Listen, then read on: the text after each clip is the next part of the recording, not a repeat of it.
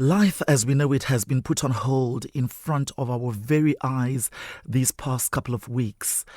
I'm going to be talking to Grace Gorner regards coronavirus. She's a working mum, and I just want to hear in this segment of the Golden Careers Champions docuseries her take on the coronavirus pandemic. Well, in my case, at the moment, I am at home on self-isolation with the children. Everybody's fine. Somebody had just developed mild symptoms. This was about a week ago. It was a bit of a scare because obviously with everything that's going on, the children didn't understand what was going on and stuff like that. But we're all fine. Everybody's fine. But in terms of the other side of it, as in the children being taken out of school, one of my children, her workplace, they've had to shut down for 3 weeks. She's come back home to be with the family. And my other son was working so hard towards his A-levels and was really, really looking forward to writing his A-levels. He's the kind of person who's up at the crack of dawn, studying, revising. He's consistent in everything that he does. So for him, the rug has been pulled from under him. And to be told that he can't no longer write his exams is really, mentally, it's really difficult for him. So I'm just trying to be there for him and, trying to remain positive for him. And then my little boy as well, he doesn't understand why he can't go to school, why he can't play with his friends. So at the same time, trying to be strong for myself, I've got to be strong for the children as well. So yeah, it's challenging. I am loving your take because we've heard continuously how the coronavirus affects the elderly. But you're giving us context here of your boys, your young'uns as they call them nowadays. They must be deflated. Absolutely, because it's something that, you at a certain age in your life, you're working towards something. Everybody is working towards something, be it academic, be it whatever. So my 18-year-old was working towards his A-levels. When I say working towards, he's the kind of person who will stay in his room and study. His friends will come knocking at the door and he'll say to him, I'm not ready to play with you at the moment. I've got a timed assessment that I'm doing. And we know not to interrupt him when he's doing stuff like that. My little boy had his SATs coming up and stuff like that. So they understand the dangers around everything. They are well aware of that and that they need to stay at home. But it's trying to get them through it, trying to continuously have stuff that we can do to keep them, in the right frame of mind. Because for a lot of young people, it's going to be a lot of mental state. It might not affect them in the sense that it's affecting the older generation, but it is also affecting them in a mental state. So as parents and other people around these young people, we need to be there for them. If the truth be told, Grace, you're my sister-in-law, and I know that you're taking the self-isolating really serious. Because I'm doing it for ourselves. I'm doing it for my family, you guys. And we're doing it because government guidelines are saying stay at home until it is safe to come out. We're doing this to save lives. We're doing this to help the NHS. So, it's not a punishment. It's just something for you to spend time with your family and reflect. And at the same time, flatten the curve. Oh, yes, definitely. That's what, if everybody had listened to guidance from the beginning, we wouldn't be where we are right now. Because this is the children's home, right? So I don't want for the place that they live in, for it to be a place that they're afraid of being in. Right now, they are unsure of being out in the world. So I want home to be home. So I think just they'll come out from playing outside. I'll just say to them, oh, guys, remember to wash your hands and stuff like that. And, we sing songs whilst we're doing it. So we're making it seem like, it's something that definitely needs doing. But I don't want for them to remember this time years from now and think that that was the time that mum was always nagging us, was shouting, was whatever. Do you know what I mean? So as much as there might be sad times, it might be times that we'll remember looking back a few years from now, and just say, do you know what, that time was a difficult time, but we got through it together. As someone who also works within the school system, how are you trying to keep afloat, having to, I suppose, multitask? Like I said, at the moment, I was on self-isolation, so I have not been going into work. But as in terms of homeschooling, I think somebody put a post, I think, on one of the social sites the other day to say parents are going to soon find out that it wasn't the teachers that were at fault. Believe me, with my young boy, he is trying my patience, So homeschooling is not for me. I tried to be on timetable. First day and a half, it wasn't working. Oh, it God. was not working. Things that he would normally be able to do, that he does. I help him with his homework. He would not, that he can do. He just sits there and says to me, I don't understand what you're saying, Mom. I don't understand what you're saying, Mom. So what I've taken from this is I'm going to provide emotional well-being for my children. It's going to be downtime for me and my kids. We do have a map of our day. We'll wake up in the morning. Those that will have breakfast. But then we'll have a PE session. I've never worked so hard in my entire life. We've been working out every morning. We do that. We have, freshen up, have showers, you name it. Do some schoolwork, right? I'm not pressurizing him to do anything. It's fun in learning. There are interactive games that we play. We do things like that. My 18-year-old is still keeping to his timetable. He says, Mom, I'm supposed to be writing my exams from May.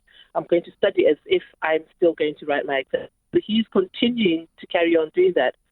But the rest of us, so it's like in the morning, we have a PE session. I take a walk, which is up in the garden. We'll pace up and down in the garden, more like it really. And then after that, like I said, do a bit of academic work. We don't stick to necessarily specific times, right? But we still do stuff like that. And then in the evening, we help each other, like cook the family meal, the evening meal and stuff like that, working together, doing things like that. We've been having movie nights, and then every other night we'll watch a movie and then have a review of that movie. So again, that's fun in learning, Absolutely. Trying to see if we can remember what we've watched in the film. And everybody remembers different things. We've been playing on the Wii. We've been playing a game called Kahoot. Again, it's educational, but it's fun in learning. And all I want to be there is for them now. A lot of people have said that the work of the NHS staff has not gone unnoticed at a time like this. Other key workers who are still going to work, some teachers, etc., trying to keep positive, etc. I think people are being given recognition, but there are some people that are being overlooked. The NHS are doing an amazing job. We would have no hope without them. But then you also need to think about people that work in the NHS, people like the cleaners. For the NHS to work, for this virus to stop spreading, they've got to be working in a clean environment. The people that are tirelessly working to make sure that that hospital is clean, they need recognition. You've got people that work in supermarkets. They're working harder than they've ever had to work before. We need to constantly have a supply of food and stuff like that. They're working really hard. They need recognition. So, yes, NHS are amazing, but there are other people that also need, just that recognition to say thank you for all the hard work that you're doing. Teachers are putting themselves out there as well and working with children to keep the wheels turning. Everybody is doing their bit. So, it's just amazing, really. So, Grace, earlier you gave me an article that that has become holy grail now as a mom in the situation. You mentioned you maintaining a calm, collected mother figure. Well, with me, I would say my mantra is that this is not an emergency, even though it actually is. Could you describe some of the disasters? Well, sometimes you walk into the house, there's a mountain of dishes. I'm trying to let go of my perfectionism at this time because I know within a few minutes the kids will have cleaned it up and everything will be back to normal. But it is trying times, I tell you. It is really, really trying times. But I am taking it all in and just saying to myself, I say to myself, I wish the weekends were longer. I wish the weekends were longer. Be careful what you wish for, is all I'm going to say, Kevin. They're pushing boundaries.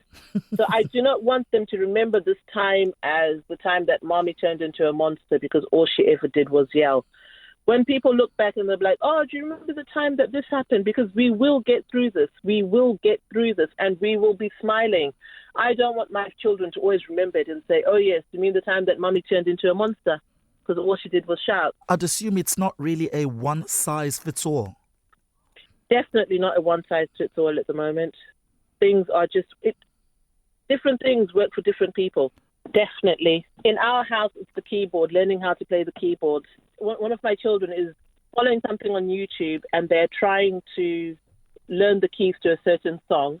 And when they get it right, just the look on their faces, and, you know, when you give them that word of praise, just those moments that you will never, ever, do you know what I mean? You'll never get to see again. So things like that, for me, yes, definitely. What would your advice be on screen time? Because I know that's an issue. The same amount of screen time that they would normally have in a working week is what they're entitled to. Because admittedly, it was an issue even before the coronavirus pandemic. Kids zone out for hours, and some of them become almost addicted to it. It can definitely make it worse. Most households, it most probably has. I'm not saying my household is perfect. Nobody's is. But what I'm saying is I'm trying to just make sure that because you've got extra time at home doesn't mean you've got extra screen time, you know. If you're doing educational stuff, some of the things that I've had to sit and watch and listen to with my little boy, I know things about space that I never knew. I know things about, you name it, any topic. So it's still screen time, but we're sitting there together. And then after each one, there's trivia time where we're being asked questions. And half the time I can't remember what was said at the beginning, but he remembers, you know. So things like that, do you know what I mean? The one walk a day allowed, or the one visit to the shops allowed a day? Well, regarding the outdoors, fortunately for myself, and not everybody is in the same situation, I've got space in my garden where the kids can go out and play. We're all out in the garden. I'm pottering, doing what I'm doing, or just sitting and soaking up the sun. The two boys are on the trampoline teaching each other. Again, it's learning. They're teaching each other how to do backflip or whatever and things like that. My daughter and my other son, they've set up an outdoor gym at the back. So they do lift a few weights and stuff like that. So we're soaking in the sun. We're still in the garden. We've got our daily exercise. And most times I'm still recovering from my morning workout. So I just sit on the back garden and just flop, basically. But exercise is good. If you do need to go out, like they said, do not go out in groups. Everybody knows what they need to be doing. You know, just make the most of it. I'm not playing down how severe this the times are. But would you say the silver lining has been an opportunity to get to know your kids better, at the very least? For me, I think I'm making the most out of a very, very, very awful situation that everybody is being affected by. What is going on in the world right now is heartbreaking. So as much as it's really, really bad, I'm trying to make the most of it. So I'm trying to make the best out of a really bad situation. I suppose for your 20-something-year-old daughter, it's that lack of escape that is suffocating. You know, Yeah, that's the thing, because most young people, this is the prime of their life where they want to be out with their friends, out partying, just out socializing, you know. So the one thing that they look forward to that keeps them going is the one thing that they can't do. But they've just got to understand that needs must. The quicker they can do this, the longer, you know, the quicker they can listen to government guidelines to stay at home, everybody does what they should be doing, then we'll get out of this sooner. Cherish every moment. Live every moment as if it's the last moment that you'll ever have with your children. Because nobody is immune to this disease. Nobody is immune to this virus. Keep yourself safe, keep your family safe, and just, you know, whatever God you believe in, you need to pray to him right now, because everybody believes in something. So you've just got to be strong and focused for your children.